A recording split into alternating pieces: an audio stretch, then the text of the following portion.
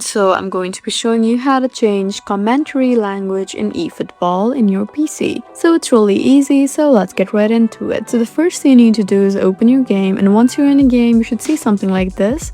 So after you're here, all you need to do is look at the top where you can see extras. So it's right next to Academy. Just go ahead and open that. Once you're here, you have multiple options like user information, game settings, help, and support. Just go ahead and be on game settings.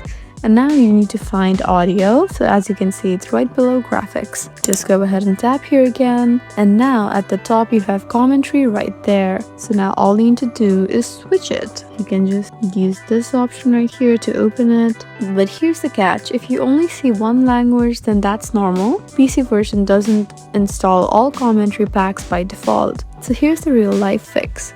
What you need to do is open your Steam, go to your library, and right-click Properties and go to Language tab and pick a new language. Steam will now download that commentary pack and then go back in game and select it from settings, and that's it. That's super easy once you know the trick. So in this way you can successfully change commentary language in eFootball. I hope this video was helpful for you. Please leave us a like and drop us a comment down below, and we'll see you again in our next video. Thank you for watching.